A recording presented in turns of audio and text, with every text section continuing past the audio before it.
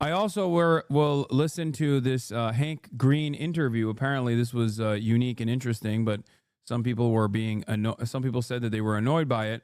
So let's listen Columbia to this School of here. International and Public Affairs. He co-founded the Palestinian Student Union at Columbia and was known for organizing peaceful protests. He was also known on campus as a person who was building systems for Palestinians and Israeli students to come together and actually talk with each other. Mohsen Madawi has not been accused of a crime. Instead, his status has been revoked because of his speech. And when I read about this, there was a quote in the article from one of the Israelis that Mohsen had reached out to have these dialogues. His name is Mikey Baratz, a recent graduate of Columbia with a master's in international affairs, and I thought it might be interesting to talk to Mikey Baratz, so I asked on Blue Sky if anybody could put me in touch with him, and amazingly, I got an email from his old improv. I see why people are annoyed by this already.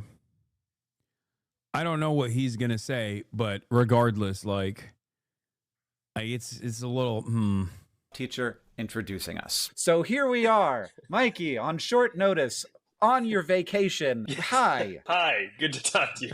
Where do we find you? I am I'm in Vietnam at the moment. I decided to treat myself for 4 months of travel in Asia. Some could say an escape after graduating in December. And, things follow you. Things follow you. So how are you? How are you doing? It's strange times,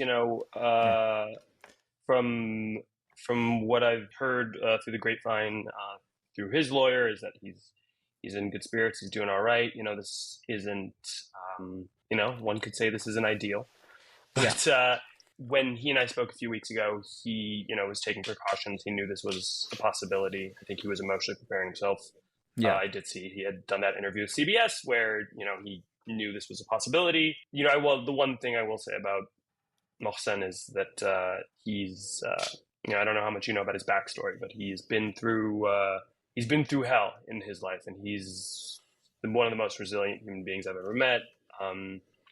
This is far from the worst thing that's happened to him. He has survived much worse. He's super resilient. He's a long-time practicing Buddhist, so I am finding comfort in knowing that he's in his strength. Did you know who Mohsen was before you became friends? No, not at all. So a little bit of background on me. So I'm originally from Israel, moved to the States when I was 12. I'm a dual citizen.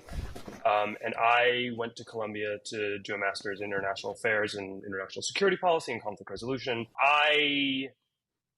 After October 7th, like all Israelis, was in a lot of pain. But I found that the level of dialogue on Columbia's campus and the country at large was lacking. On both sides.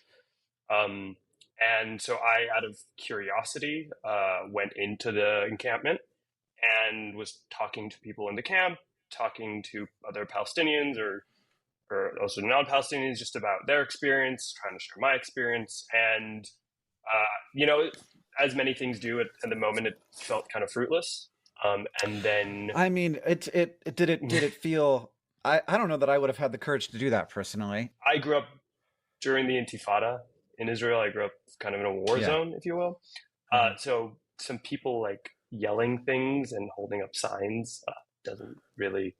Sure. That's not danger to me. I think we've kind of corrupted the use of the word in many elements. Kind of corrupted the use of the words like uncomfortable to mean unsafe, and I think the two things are different. So no, at no point I didn't feel scared. I mean, it was weird. I don't know about you, avoid situations where I even feel uncomfortable. But I guess you are in international affairs in conflict resolution, so maybe I think I might have a bit of an addiction to being uncomfortable. Okay, that's good. We need people like you. I'm glad. I'm glad it has some use. But long story short, basically months later, people who I talked to during those months contacted me hey. So you had gone in and had these conversations. I'd gone in and had these conversations. I felt like I had learned. I felt like I had, stretched my dialogue muscles, but you hadn't saved the world. You hadn't. Definitely not. Yeah. No, not yet. We're working on it. But we are working on it because in September, two of those people text me and they're like, hey, there's someone who was a leader in the movement who is looking to talk to Israelis. I can't speak for this guy, but I have heard from people that are in the Palestinian youth movement in Colombia that many of the Zionist and Israeli or just like pro-Israel campus protesters. I'm not saying this guy is one of them, by the way. He's just Israeli. He seems like a liberal Zionist in general. But many of the people that Mosen had met with and other student organizers that met with literally were shocked when not only, even if those meetings themselves were somewhat fruitful and it came across as though like there was some mutual understanding or mutual respect, people like Shai Davide, who Mosen also met with, turned around and fucking lied about those meetings to further the agenda of like getting these students kicked off of campus. I'm not saying that this guy did that, for the record. I'm simply telling you what attempts the Palestinian youth movement made to talk directly to a lot of people who are pro-Israel on campus in an effort to be like, hey, we're not being anti-Semitic. We have no, we're not anti-Semitic at all. We have Jewish organizers here as well. Like, you're being ridiculous, whatever. Let's talk. And they were met with, actually, Mosen changed his mind. Oh, okay. So he seemingly had a more fruitful conversation, but Shai Davide, for example, did not, clearly. Specifically, he wants to find someone who is like studied international affairs and security and who are interested in dialogue. And we thought of you, like, would you be interested in meeting him? So to me, obviously, the answer was an It is just presented in a kind of tone-deaf way without self-awareness, given the dichotomy of their situations. Nice vacation. He's one for 4 months.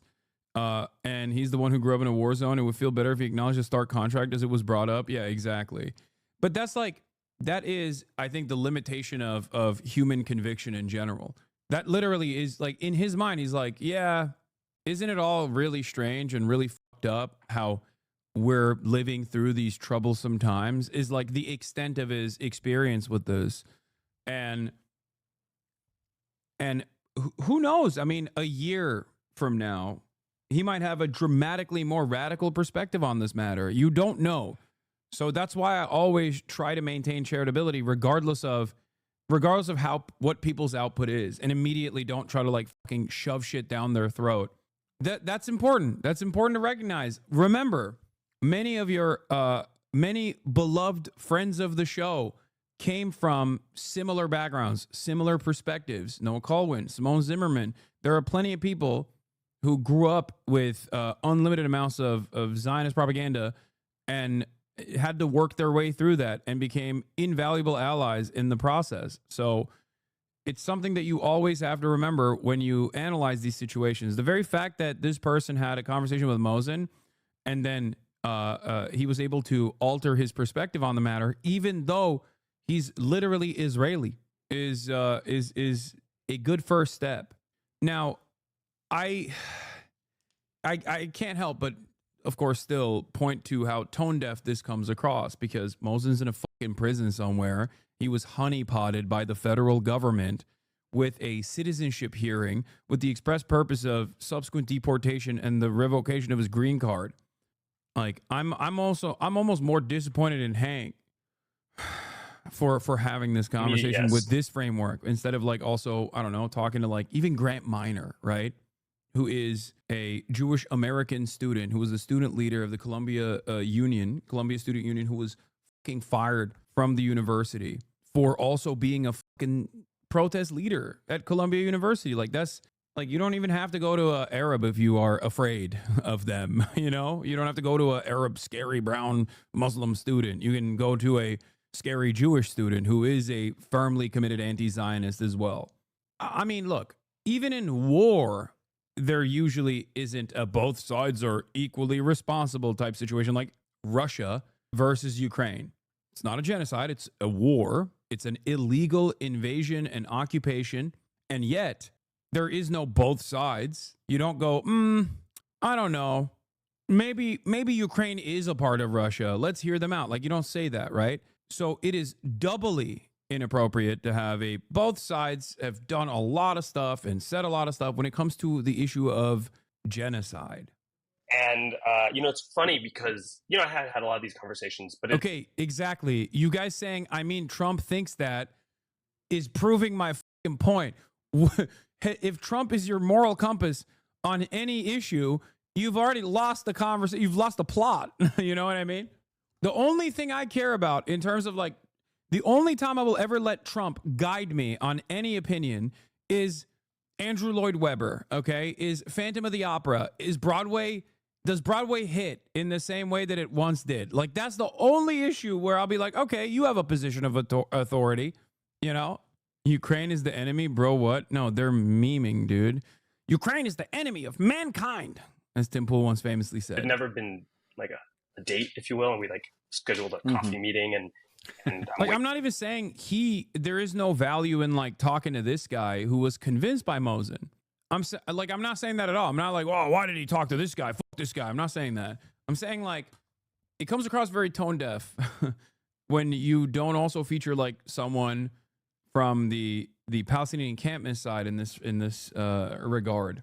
Waiting at the like grad student coffee set, like cafe, and waiting for him. And are you nervous? Yeah, I'm more nervous than I was going in the camp. I was really nervous, just because you don't know, and like, this is an actual person from Palestine. Like, I didn't even know his background. I just knew like, this is a like actual Palestinian. Like, how's he gonna see me? Like, we like get a coffee, and obviously we do the whole like, I'll pay. Oh no, I'll pay like thing.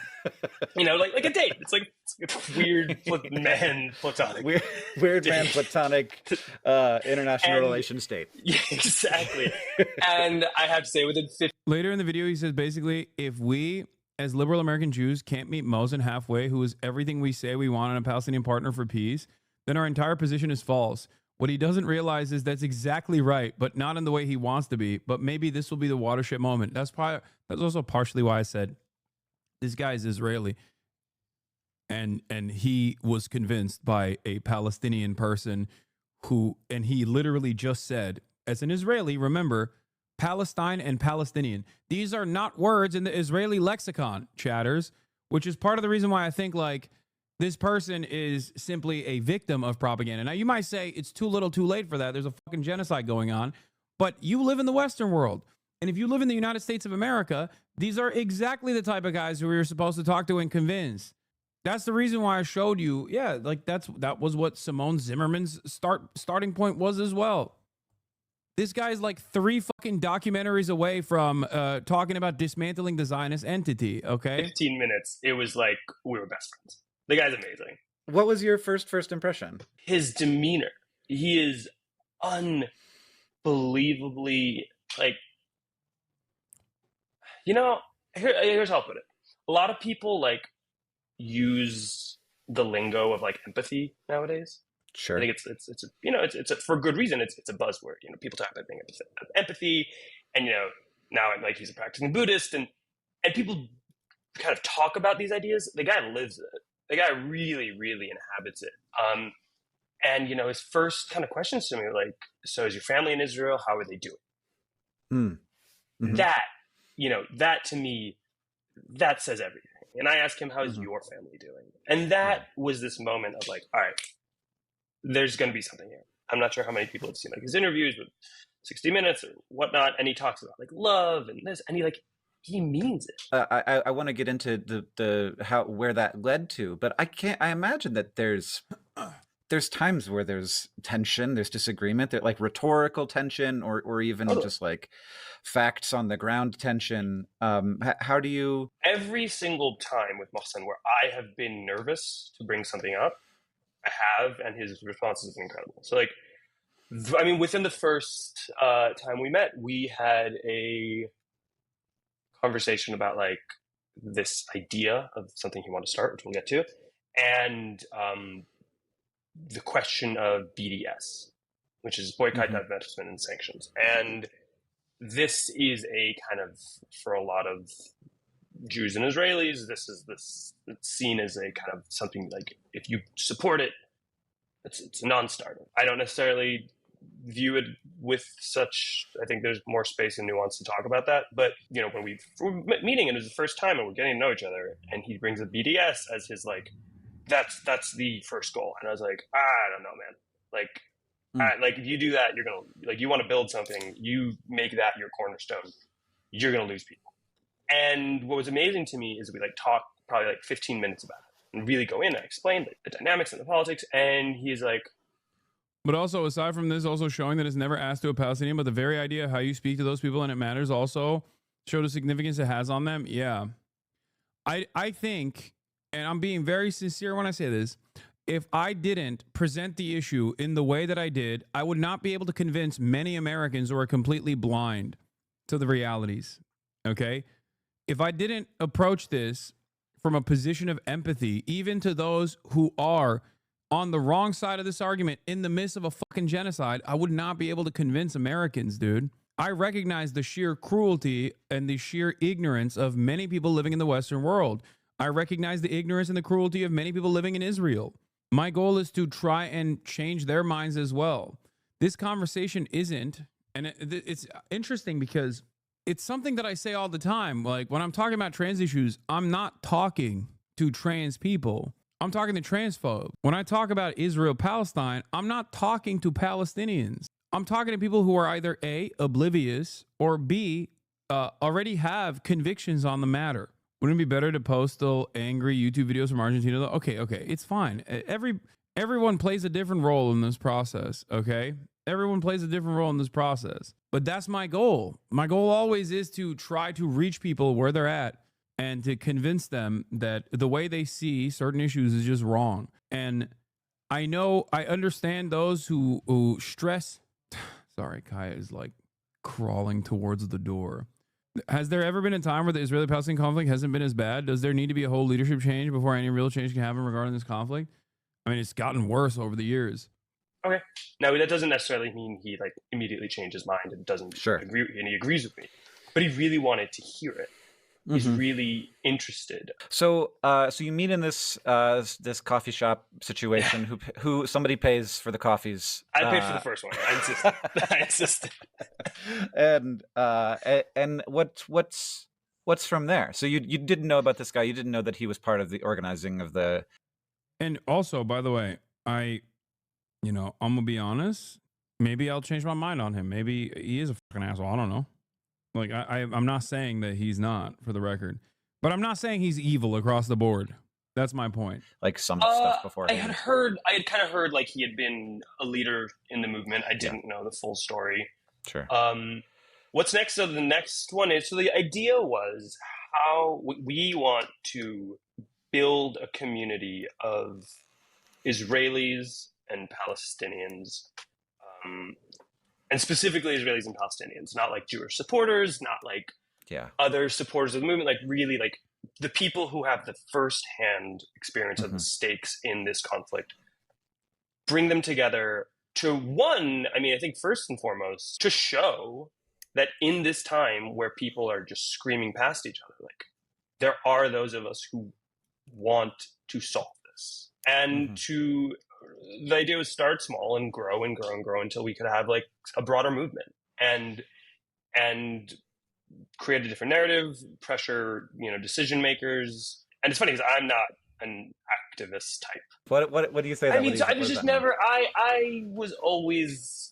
I was very like idealistic when I was young. I studied environmental studies in undergrad, and I had kind of given up on the dream of making big change, and I really, I always, and I'm not one to like be a part of a movement. The irony is like, here I am now, like this week with everything that's happened, like I feel like I'm taking on an activist role, and it's this weird like, oh, Mohsen, you bastard, you got me in activism now, and it just took you getting arrested.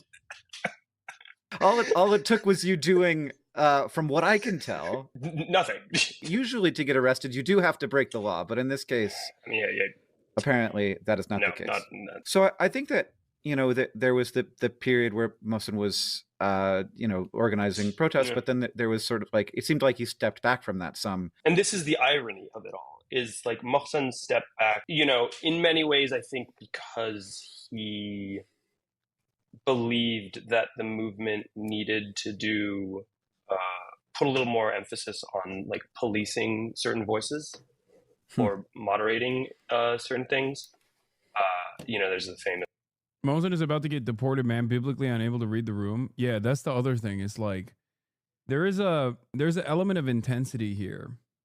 Like there's a element of immediacy that is lost in this conversation. Like that is not presenting itself in this conversation at all. I want chat to remember that though we may hate this framing, this will appeal to a lot of Hank's audience. Nah, I'm gonna keep it a $1.50, dude. I think you're wrong. I think libs, even like regular ass libs, have kind of moved beyond this. Like, let's fucking sing kumbaya in the situation. You know what I mean? Like, it seems like a lot of the people that are, like, this isn't even an accusation, is not proof. They didn't even bother to accuse him of anything illegal. We've corrupted the use of the word uncomfortable to mean unsafe. I feel like this is spot on for the time we're living in. I knew Mosin briefly in college. I never met more eloquent or passionate advocate for justice. I'm utterly infuriated. So thank you for talking about this.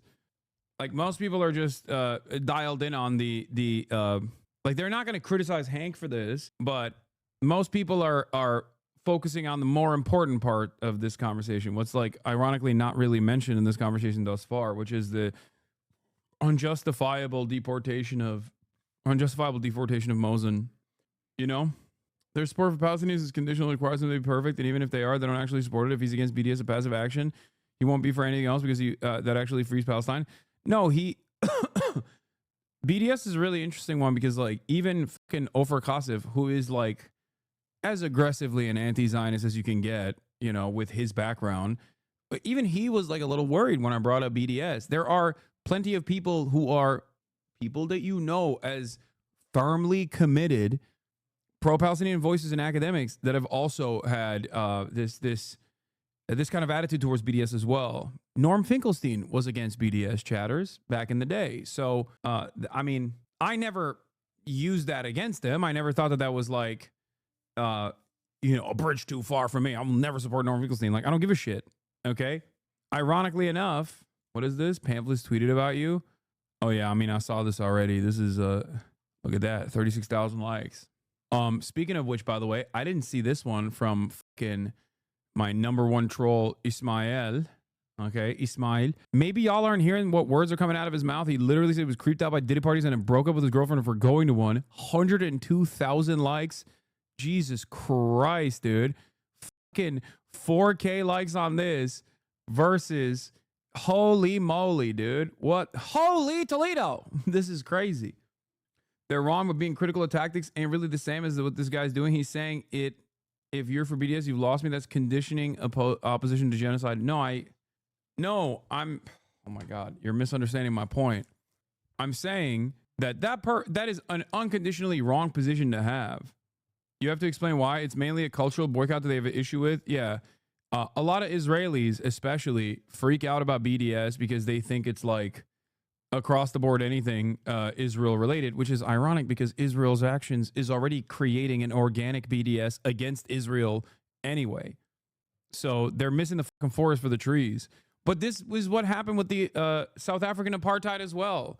This literally happened with the South African apartheid. Like, it became impossible to avoid and so immoral. It became so unimaginably immoral that, you know, organically people were saying the things that they should be saying against Israel right now, but against apartheid South Africa back then. You have Joe Biden talking about how unconscionable South Africa's practices were. This clip of him kind of like, you know, suppressing like someone who's screaming anti-Semitic stuff, and him saying like, this doesn't represent us. And I think my understanding is he felt that the movement had become a little bit, or always, I don't know, like was too lax in that, which is funny, right? That was my biggest critique of the movement. Like, as an Israeli who does want to find peace, I would talk to people in the movement and say, like, I would love to join your cause of like a ceasefire. I would love to join your cause of, you know, an end to the occupation. But I can't, because there are people within your movement who are actively justifying my potential. I'm sorry, but I don't think Hank Green is equipped enough to have this conversation. I can't believe I'm saying this. I don't want to be the friend who's too fucking woke here, but it is, you know, like that right there is you got to put some pushback on that. You got to put that message right there has some seasoning to it, you know? That's crazy. It's like if two white guys were having a convo about Black Lives Matter. It's exactly the same, actually. Like that right there is always going to have a a point where your blind your privileged blind spot is going to get in the way of you making a fair assessment. You know, he needs to fight back for sure. Sometimes science makes us to neutral. No, I don't think this is anything to do with him trying to maintain a veneer of objectivity. I think he just doesn't know any better. He doesn't know any better. Like, eyes on the prize, guys. A question that I used to ask people all the time, which I don't really ask anymore because people have already made up their minds on what is and what isn't happening in Gaza. But like, what was the first entry point that made you really reconsider your stance on this issue? It most likely was in the aftermath of October 7 when I kept asking people the question, do you agree with the assessment made by numerous human rights organizations, including the Israeli Human Rights Organization of B'Tselem, that Israel is an apartheid state? This was before the genocide application was before the genocide court case had come out as well. I mean, I still maintain the position that it was a genocide then as well. But the question I kept asking people was, do you believe that Israel's an apartheid state? Because if you believe Israel's an apartheid state, a lot of the counter arguments kind of fall apart. If you recognize Israel as an apartheid state, which it is, and you recognize that Israel is doing a genocide, which it is, then so much of the other side is making me feel uncomfortable, or the protests against this is making me feel bad, they ring hollow. They're utterly irrelevant. What do you mean you feel bad about the situation? Like, look at the larger subject matter. It's crazy. And that is part of the reason why I think the pro-Israeli voices in general never want to address that point of contention.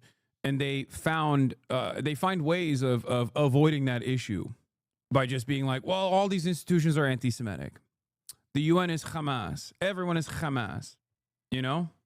It's just, I don't know.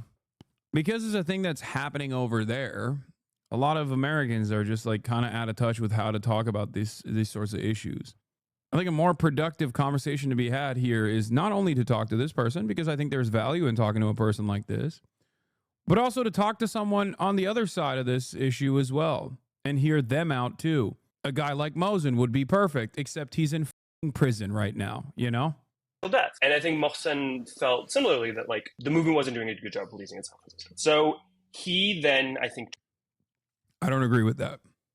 I've been in this game for quite a while, and let me tell you, okay, as someone who has gone to liberal protests, radical leftist protests, someone who has participated in demonstrations, someone who's spoken at protests, let me tell you something, okay? The student encampments were some of the most airtight, some of the most perfect protests I have ever seen in my entire fucking life. I doubt that Mosen was like, oh yeah, it's too lax. I doubt that. 100%. And this is before we have a hard conversation, which is that, of course, there are going to be fucking people who are not even there to like make the protest look bad, but truly have views that you might consider to be unconscionable. Okay? That still doesn't stray away from the overarching message here. Hyper focusing on an outlier to present the entire student encampments as anti-Semitic is completely unacceptable. Okay? And that kind of, don't you think there is no redeeming Zionism now that it's been used for genocide? Isn't that the conclusion humanity will eventually arrive at? That, or it's going to be like America. But yeah, I don't think that there is a redeeming of Zionism. I think Zionism is irredeemable. It is a fascist ideology, of course. But you have to remember, one thing that I always repeat here over and over again is that half of the fucking suburbs are comprised of Hitlerites. Are we supposed to not talk to them and change their minds as well? Here in America, KKKA, I'm not a fucking Maoist third worldist, all right? I live here. And my goal is to try to convince as many people as I possibly can to not have these sorts of reactionary opinions. Do you see what I'm saying? Like, yeah, in your suburb, maybe. Okay, big dog. He's like, nah, me and the Maoist collective in my suburb, we're saying glory to the martyrs. Oh, man. Transitioned and took some time to think, all right, what's next? And so he decided that he wanted to start this middle path. And so he did spend a lot of time talking to Jewish people, Jewish like leaders and academics, talking to Israelis. And I think also like, I have the $1 million question. Do you meet people where they are and get them to your position on Israel? I don't know, chatter. Look alive. You are quite literally surrounded by tens of thousands of people that probably did not have my position on Israel before coming here. So, yes, the answer is yes. I do it all the time. I do it on a daily basis. And it's not just for Israel either. This process of de-radicalization takes place for every issue that I care about, every issue that I speak on, whether it be unwinding the white nativist arguments that people present when talking about immigrants, or whether it be the transphobic arguments that people make about trans people. This is all I do. This is all I do. And it's the same shit with Israel too. Spent a lot of time like trying to learn more. I had already done a lot of work, but like continuing to learn about the Israeli and Jewish experience. Currently, you know, my friend died on 10/7, and your commentary is a huge part of my awakening on the subject, despite the anger and sadness I felt and still feel over what happened. I mean, this is what I mean, dude. You got dudes in here like this. What are you supposed to do? What more can I do? This is why motherfuckers want me banned and deplatformed. I'm not Clandis Owens, okay?